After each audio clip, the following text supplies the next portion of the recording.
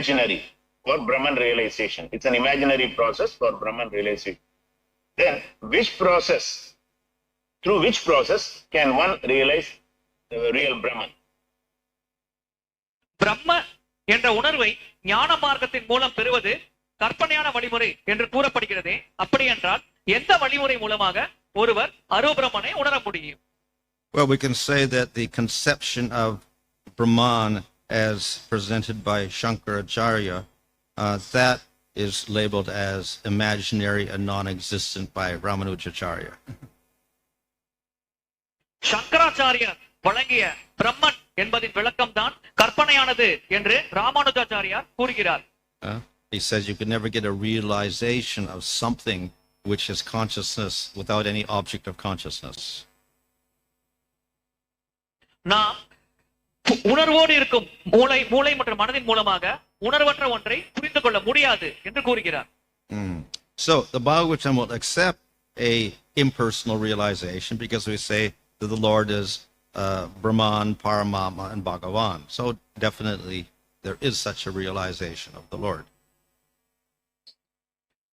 பாகவதத்தில் பிரம்மன், பரமாத்மா, பகவான் என்ற நிலைகளை பற்றி விளக்கப்பட்டுள்ளது. எனவே அருவ பிரம்மனை உணர்வதை பாகவதம் ஏற்கிறது. If you practice a type of jnana or yoga without any offense to the Lord and a little bit of worship of the Lord, then you can realize that Brahman state. நாம் ஞான யாகத்தை அபராதம் இல்லாமல் சிறிதளவு பக்தியோடு பயிற்சி செய்தால் நம்மால் பிரம்மனை உணர முடியும். If you don't worship the Lord at all or you offend him, then you cannot even get that realization. ஆனால் பகவானை சிறிதளவு கூட வழிபடாமல் நம்மால் அந்த உணர்தல் பெற முடியாது.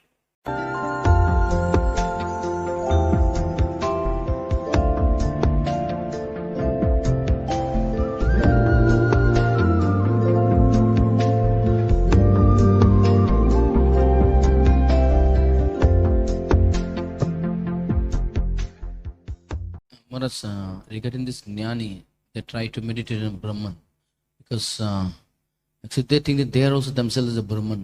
So it's not just something like meditating on themselves like aham rupasana. ஞானிகள் பிரம்மன் என்பதன் மீது கவனம் செலுத்துகிறார்கள், தியானம் செய்கிறார்கள் என்றும் அதே சமயத்தில் அவர்கள் அகம் தன்மீதும் கவனம் செலுத்துகிறார்களா என்பது கேள்வி. Well, yes, meditate on Brahman and I am Brahman become the same thing. So therefore they meditate on themselves.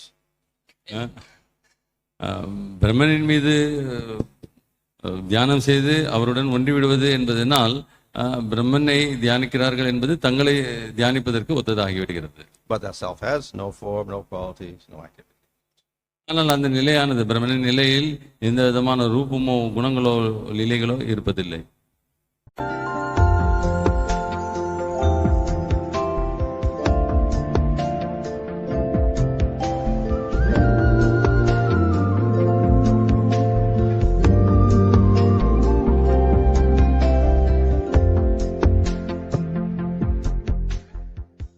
Does the person who has attained Brahman have karma effect?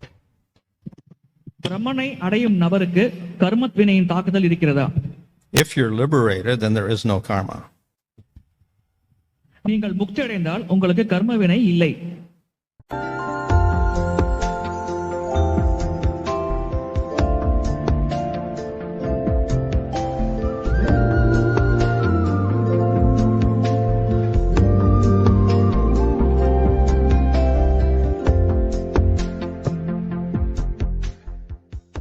बोलते हैं कि ब्रह्म ज्योति में जो पहुंचता है निःशेषवादी लोग, तो उनका तब तक वो गोलोक वृंदावन में नहीं पहुंच पाते जब तक से वो शुद्ध भक्त की संगति नहीं करते।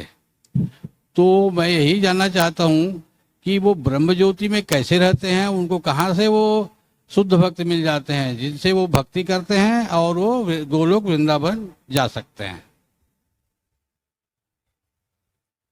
How is it that it is that the impersonalists who reach Brahma Jyoti, they can go to Golok Vrindavan only through the association of pure devotees? So his question is, how is it that they have association of pure devotees in Brahma Jyoti by which they reach Goloka? But generally they can't. பிரம்மஜோதியில் இருக்கும் அருவவாதிகள் எவ்வாறு ஆன்மீக உலகத்தை அடைய முடியும்? ஏனென்றால் ஆன்மீக உலகத்தை அடைவதற்கு பக்தர்களின் சங்கம் தேவைப்படுகிறது. இந்த சங்கம் எப்படி கிடைக்கிறது என்பது கேள்வி. மகாராஜரின் பதில், பொதுவாக அருவவாதிகளால் ஆன்மீக உலகத்தை அடைய முடியாது. So devotees don't aspire to enter to that because they're lost once they get there. ஏனென்றால் பக்தர்கள் பிரம்மஜோதியில் ஐக்கியமாவதை விரும்புவதில்லை. ஏனென்றால் அங்கு ஐக்கியமானால் அவர்கள் தொலைந்து விடுகிறார்கள். So if the impersonalist is in the material world, then of course he can get devotee association. He could advance to become a devotee. ஆனால் அருவவாதி இந்த ஜட உலகில் இருந்தால் அவருக்கு பக்தர்களின் சங்கம் கிடைக்கும் நல்லதிஷ்டம் இருந்தால் அவர் பக்தியில் முன்னேறலாம்.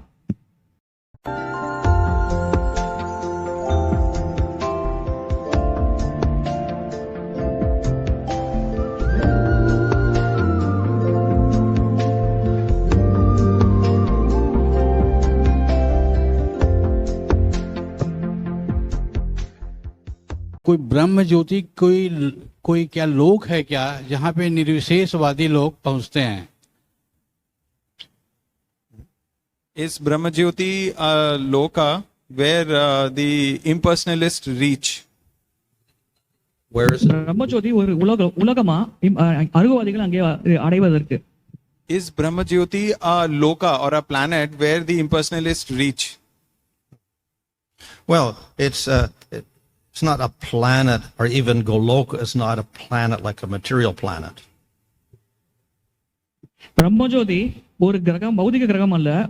ஏன் கோலோக விருந்தாவனம் கூட பௌதிகமான கிரகத்தை போன்ற ஒன்று அல்ல. It's all spiritual, so it's beyond time and space. அவை அனைத்தும் ஆன்மீகமயமானவே. ஆகவே அவை காலம் மற்றும் இடத்தின் தாக்கத்திற்கு உட்படாமல் அதை விட தாண்டிய நிலையில் உள்ளது. So we can't think of Brahma Jyoti as one little blob up there in the sky floating around. It's spiritual, so it's not limited like that. ஆகையால் பிரம்மஜோதி வானத்தில் இருக்கும் ஒரு மேகத்தை போன்றது என்று நம்மால் புரிந்து கொள்ள முடியாது. அது ஆன்மீகமயமானது, அளவிட முடியாதது. We could say more or less it's a situation or a condition. அது ஒரு சூழ்நிலை என்று நாம் கூறலாம்.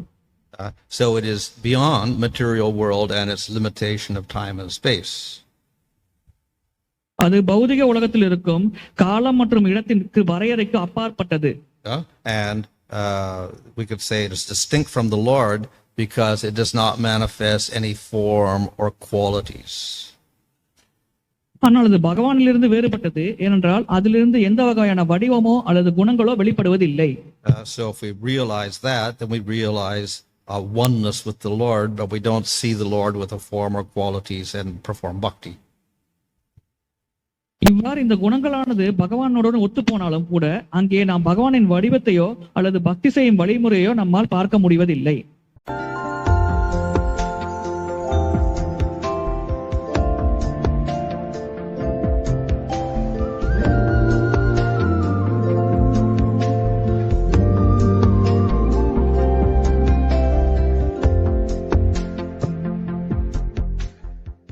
Ultimately end up being Krishna conscious as described in the purport of 6th verse of 5th chapter in Bhagavad Gita.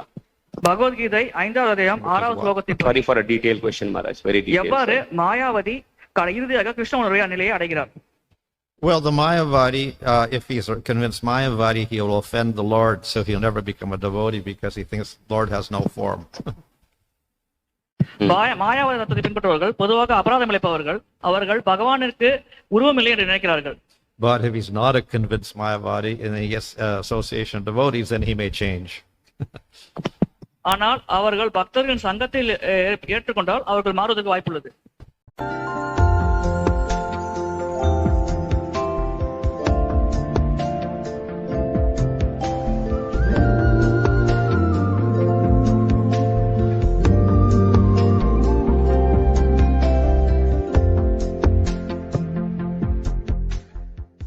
Bhakti, can you please elaborate how Advaitis or Mayavadis deal with this aspect? ஞானம் பக்தியை சார்ந்து இருக்கிறது. இதை அத்வைதிகளும் மாயாவாதிகளும் எவ்விதமாக கையாளுகிறார்? Well, since the Mayavadis say that the Lord has a material body, they become offenders. So since they're offenders, they don't get the mercy of the Lord, so they can't get liberated. மாயாவாதிகள் பகவானுடைய சரீரம் பௌதிகமானது என்று கூறுகிறார்கள். இது ஒரு அபராதமாகும். எனவே அவர்களுக்கு முக்தி கிடைக்காது.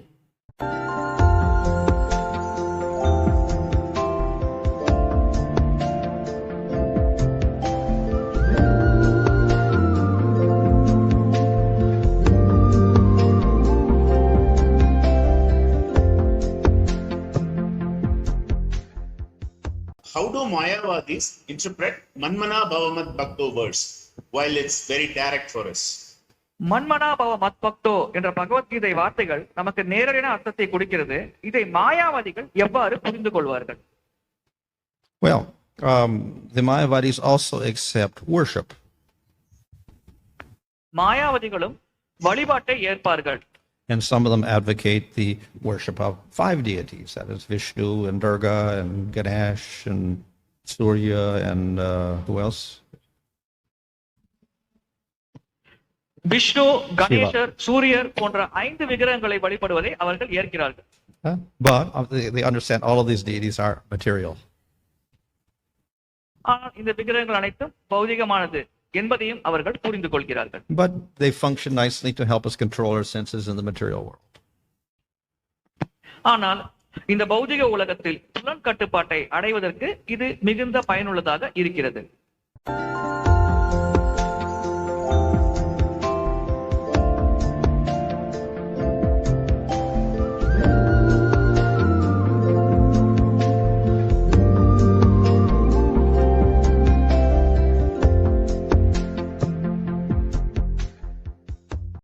The bhakti that is shown by the impersonalist towards the deity that they are worshipping. So, what kind of a bhakti we can consider? The bhakti of an impersonalist or these other people, worshippers of Devata, is not real bhakti. Not the Vysis bhakti. It's not the same thing. It doesn't. அருவவாதிகள் செய்யும் பக்தியை எவ்வாறு புரிந்து கொள்வது? அதற்கு மகாராஜ் கூறிய பதில், அருவவாதிகளும் தேவதைகளை வழிபடுபவர்களும் செய்வது உண்மையான பக்தி அல்ல. When we talk about bhakti, we ultimately mean pure bhakti. நாம் பக்தியை பற்றி பேசும்பொழுது தூய பக்தியை பற்றியே பேசுகிறோம். No, we have some people who will do a mixed bhakti, but they have faith in a Supreme Lord who is, has a form and he's beyond the material world. So that's one step down, but it's acceptable. சிலர் கலப்பட பக்தி செய்தாலும் கூட அனைத்துக்கும் அப்பால் பரமபுருஷ பகவான் இருக்கிறார், அவர் இந்த மாயைக்கு அப்பாற்பட்டவர் என்று அவருக்கு பக்தி செய்யும் பொழுது அது 2ஆம் தரமான பக்தி என்றாலும் அதை நாம் ஏற்கிறோம். But then we have those who will worship Supreme Lord as a Devata with a material body. So that is offensive.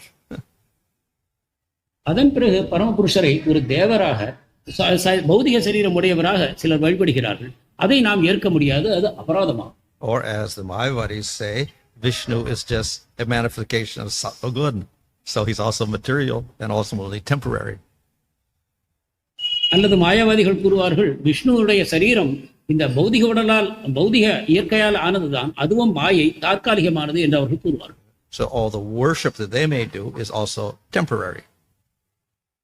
எனவே அவர்களுடைய வழிபாடுகளும் தற்காலிகமானவை. So again, offensive. அதுவும் அபராதமாகிறது. So it doesn't lead to any results because of their bhakti and. Well, offenders to the Lord, what they do, they fall from their position. அத்தகைய பக்திக்கு நல்ல விளைவு உண்டாகாதா என்ற கேள்விக்கு மகாராஜர் கூறிய பதில், அபராதத்தை செய்வதன் மூலமாக தன் நிலையிலிருந்து விழுவது மட்டும்தான் இருக்கும்.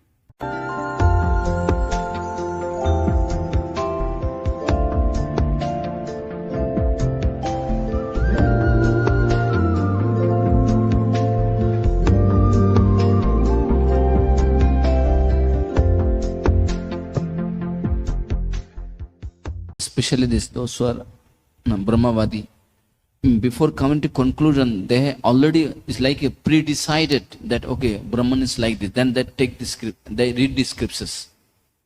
So from the beginning only they have decided Brahman is without form, without qualities, and later they read the scriptures, and automatically because once they understand the conclusion, and automatically they are going to that conclusion only. Yeah. So it's based on the from the previously they have already decided that I am going to take scripture like this way only. Yeah. Well, this is the problem with all the different philosophies. கேள்வி என்னவென்றால் அவர்கள் முன்னாடியே தீர்மானித்து விடுகிறார்கள். இந்த சாஸ்திரங்களை படிப்பதற்கு முன்னாடியே இந்த உண்மை என்னவென்றால் அருவம் என்பதை தெரிந்து கொண்டு அதற்கப்புறம் அவர்கள் சாஸ்திரங்களை அணுகிறார்கள். அப்பொழுது அவர்களுக்கு அனைத்துமே அது அருவம் என்ற வகையிலே அவர்கள் எடுத்துக்கொள்கிறார்கள். So a particular sage, he will try to make his own philosophy. Then he'll try to prove that by taking the Vedas and quoting here and there. ஒரு குறிப்பிட்ட தத்துவவாதி அவர் ஒரு கருத்தை வைத்திருப்பார். அவர் கருத்தை நிரூபிப்பதற்காக அவர் சாஸ்திரங்களில் உள்ள கருத்துக்களை எடுத்து சொல்லுவார். And it may be difficult to do so. அதை பண்ணுவது சிறிதளவு கடினமும் கூட. So then he will have to interpret the meaning in order to make it correspond to his particular philosophy. ஆகையால் அவர் இந்த சாஸ்திரங்களினுடைய வாக்கியங்களுக்கு மறைமுகமான அர்த்தம் கொடுத்து அவருடைய கருத்தை நிரூபிப்பார்.